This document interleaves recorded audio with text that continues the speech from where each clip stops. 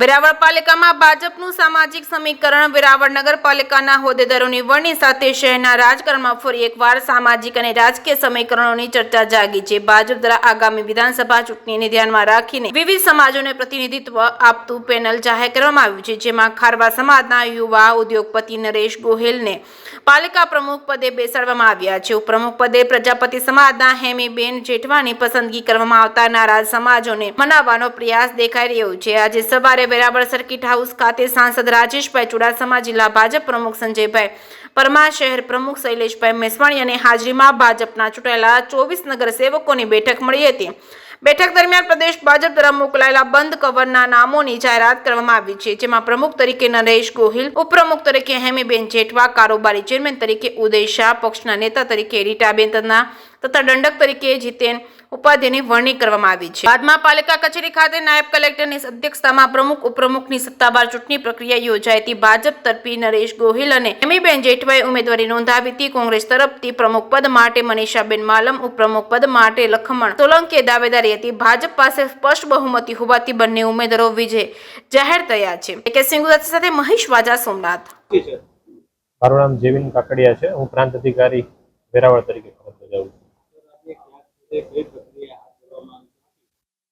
આજરોજ આપણે વેરાવળ પાટણ સંયુક્ત નગરપાલિકાના જે ચૂંટણી હમણાં જ આપણે પૂરી કરી એનું પ્રમુખ અને ઉપપ્રમુખની વરણી સામાન્ય સભા આજરોજ નગરપાલિકા ખાતે યોજાયેલી હતી, જેમાં પ્રમુખ માટે 2 દાવેદારોના નામ આવ્યા હતા, 2 ફોર્મ આવ્યા હતા। પહેલું હતું કે નરેશભાઈ વલ્લભદાસ ગોહિલ અને બીજું મનીષાબેન ચંદ્રકાંતભાઈ માલમ, જેમાં નરેશભાઈ વલ્લભદાસ ગોહિલને 24 મતો મળેલા છે અને મનીષાબેન ચંદ્રકાંતભાઈ માલમને 20 મતો મળેલા હોય આપણે પ્રમુખ તરીકે નરેશકુમાર વલ્લભદાસ ગોહિલને આપણે ચૂંટેલા છે।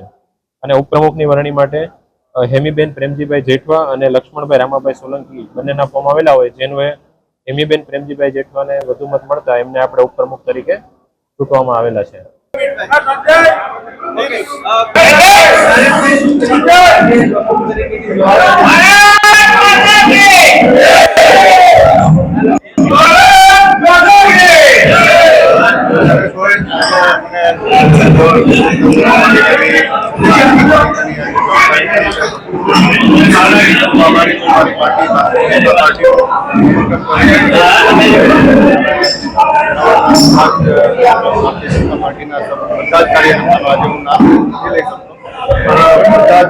ખૂબ આભાર વ્યક્ત કરું છું। ખાસ કરીને અમારો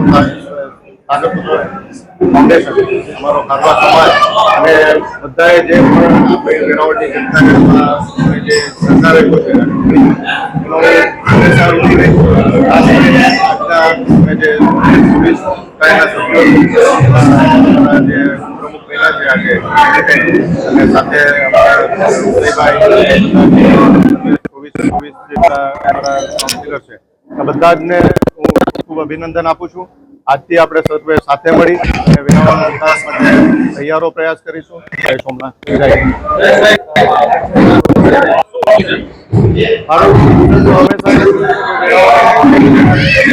લાંબા ગાળાના બંને ખાસ કરીને જે આપણી જે બેઝિક જરૂરિયાતો હોય છે એમાં બેઝિક જરૂરિયાતો લગભગ પૂરી થતી જ હોય છે, એમાં ક્યાંક ને ક્યાંક